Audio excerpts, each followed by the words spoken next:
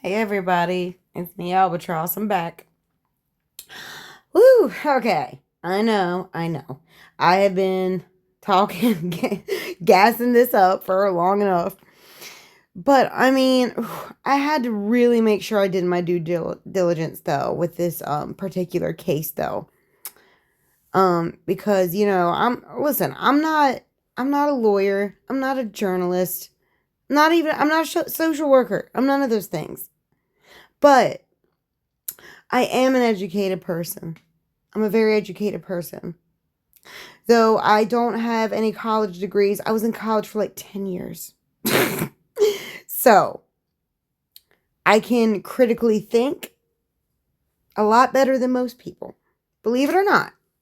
But, anyways, with that said, this is, like I said, this is the prelude to the lawsuit because I wanted to give us all some tools. There has been so much misinformation going around in YouTube, TikTok, all these places. So much misinformation.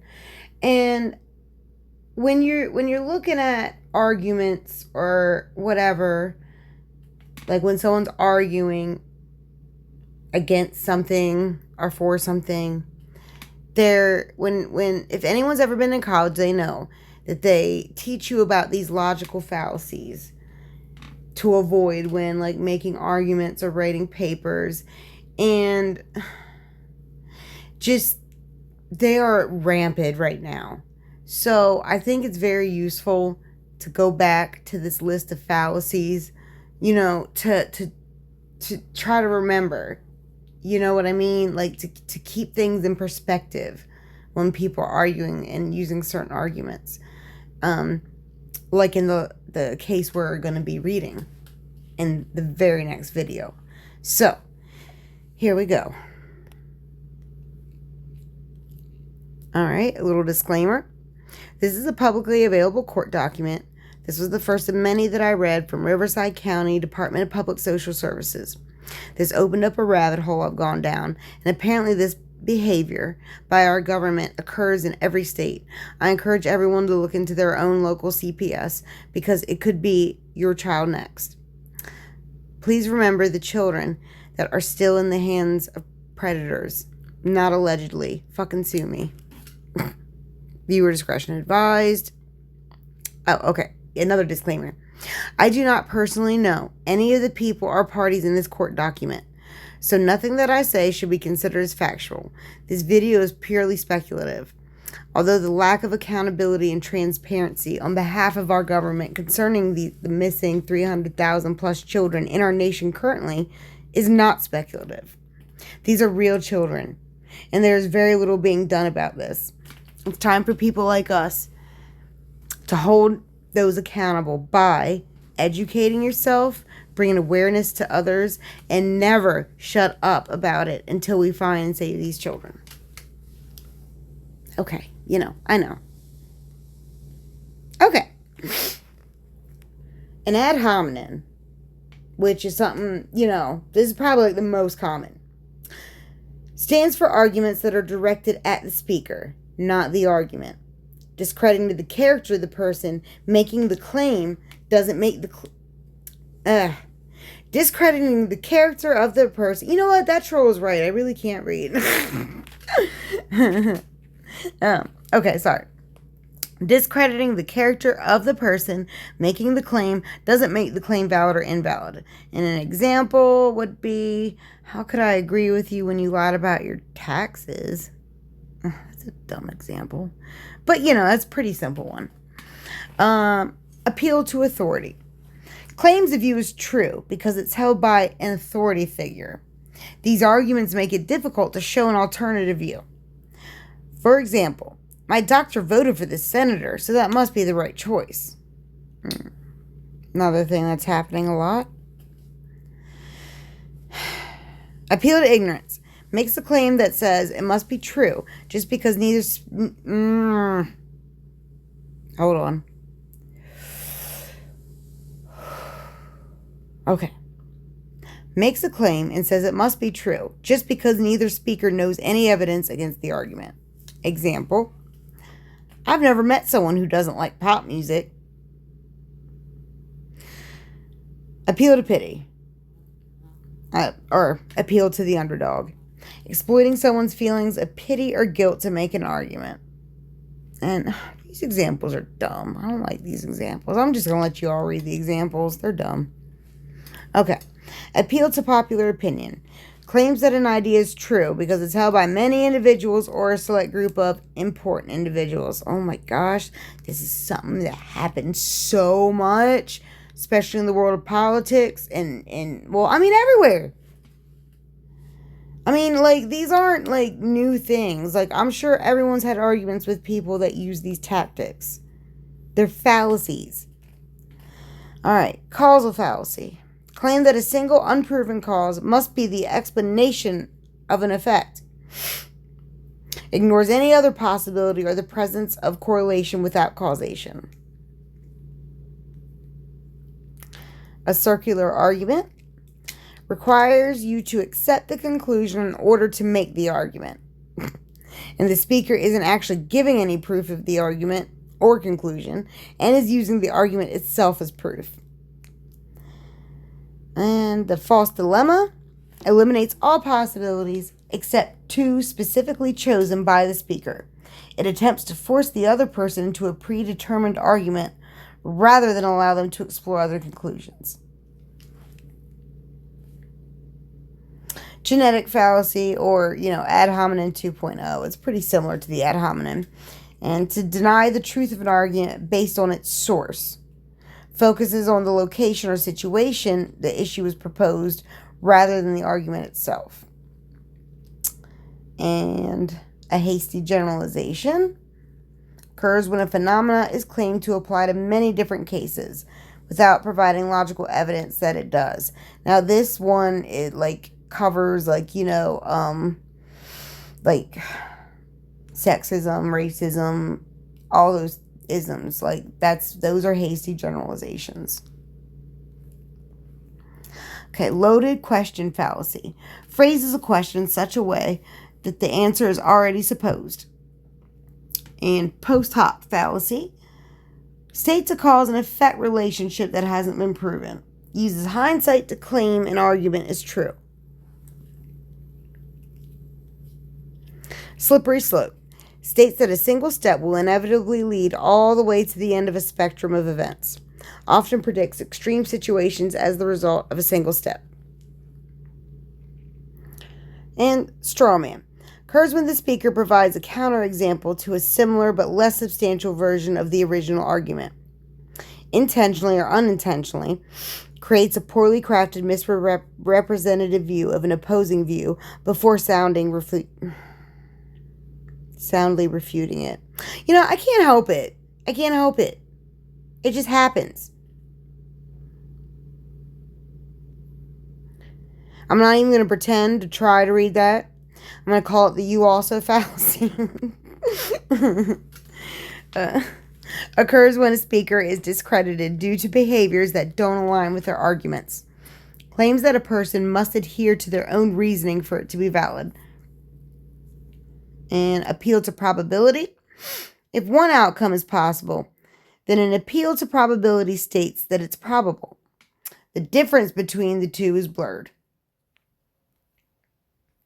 Existential fallacy claims a category exists and makes an argument using it without proving the category. Some categories are obviously fictional, while others seem to exist but are claimed to be true without providing any proof. And I know that sounds a little complicated, so I'll go ahead and read the example. The signs, all trespassers will be prosecuted. Therefore, some of those prosecuted will have trespassed. This is a fallacy because the first statement does not require the existence of any actual trespassers, stating only what would happen if some do exist. Therefore, it does not prove the existence of any. So basically saying, just because there's a sign that says no trespassing, that doesn't mean that there's trespassers, right? It's assuming that there's trespassers just because of that sign. That's, best way I can explain it. All right, undistributed middle. Skips over a middle term or argument to reach a conclusion. Implies reasonable argument, but creates a false syllogism. And next. A non sequitur. Offer a premise that appears logical, but has nothing to do with the conclusion. Even if it's a valid point, it doesn't prove or deny the conclusion in question.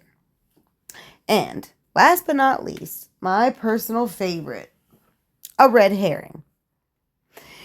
An argument that has little or nothing to do with the primary argument in order to distract the other speaker. Appears on the surface to have a connection, but doesn't rationally explain or support the conclusion drawn by the arguer, meant to distract from the argument itself. For example, I wouldn't harm anyone because I'm a parent.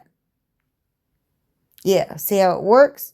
It kind of on the surface appears to be related, but we know plenty of parents that do harm people. Okay, that was all of the logical fallacies I wanted to go over. And oh yeah, there was one more thing I wanted to go over that pertains to the case. And bear with me. It's a couple codes. So I don't have to keep going back to the PowerPoint and redefining them when we go over them in the case. Okay. California Welfare and Institutions Code 300, Section B. 1. The child has suffered or there is a substantial risk that the child will suffer serious physical harm or illness as a result of any of the following. A. Failure or inability of the parent or guardian to adequately supervise or protect the child. B. The willful or negligent failure of the child's parent guardian to adequately supervise or protect the child from the conduct of the custodian with whom the child has been left. C. The willful or negligent failure of the parent guardian to provide the child with adequate food, clothing, shelter, or medical treatment. And D. The inability of the parent guardian to provide regular care for the child due to the parent guardian's mental illnesses, developmental disability, or substance harm. And I think there's another one. Yeah, I think there's actually a couple. Okay. Section B continued. Number 2, a child. Okay, and now listen. Before I say this, everyone needs to understand that the words are important. This is an actual law, so the words in it are very important. Okay? All right. A child shall not be found to be a person described by this subdivision based solely due to any of the following. Meaning, like, they can't just use one of these to take a child. Okay. A, homelessness or the lack of an emergency shelter for the family. B, the failure of the child's parent or alleged parent. This is exactly from the law, okay? I didn't make this up. I don't know why they didn't put parent/guardian. This is what they chose to put in the law. So don't tell me that I didn't put that in there. This is directly from the law, okay? I didn't add any words or change any words. Anyways, B, the failure of the child's parent or alleged parent to seek court orders for the custody of the child. C, sorry, I just don't want to mumble it. Indigent. Okay, I'm sorry. Or other conditions of financial difficulty. Oh my God, see? It's like once I do it once, it's like an effect. It just keeps happening. Okay, a financial difficulty, including but not limited to poverty, the inability to provide or obtain clothing, home or property repair, or child care. Okay. I think there's another one, one more I got to read, right? Just one more. Okay, yeah, one more. Okay. And this is code 300 section J. And listen, these particular codes are relevant to the case. That's why I'm reading them. I'm not trying to bore you all to death, but these are relevant. The child's sibling has been, okay, and this is for related to the sibling, like when they want to take the child related to something that happened to the sibling.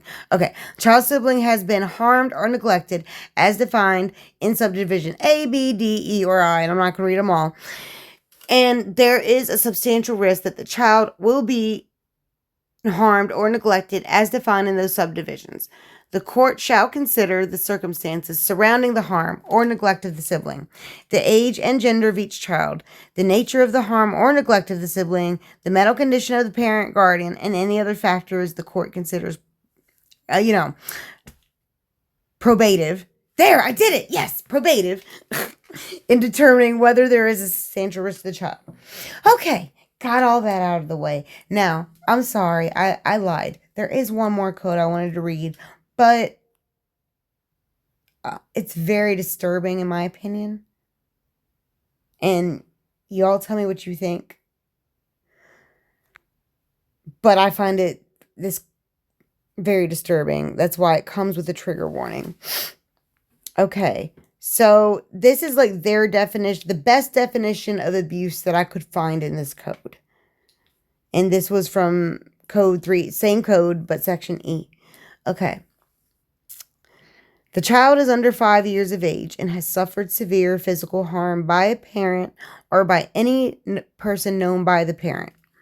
If the parent knew or reasonably should have known that the person was physically harming the child, for the purposes of this subdivision, severe physical harm means any of the following.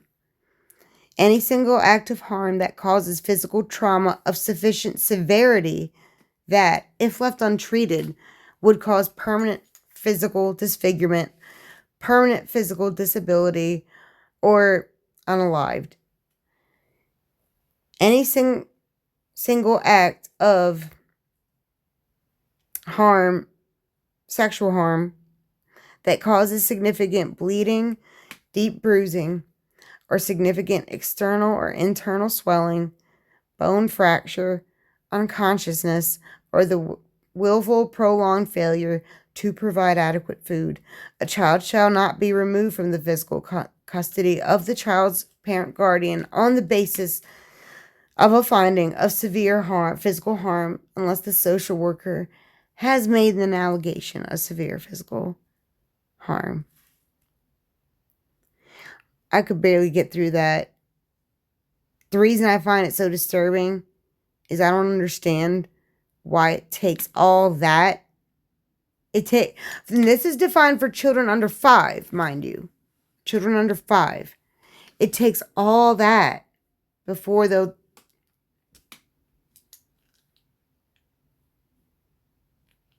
I mean, that's their code, but that's certainly not what they're going by. I mean, which is a good thing. I mean, it's weird, right? It's weird. It's like they'll take the children away from the good parents, or the ones trying their best at least. There's no such thing as a perfect parent. But they'll take them from the ones trying their best and then leave them with the parents that are putting them into horrible situations. Horrible. Okay, let me make sure there's nothing else on this other slide I needed to go over.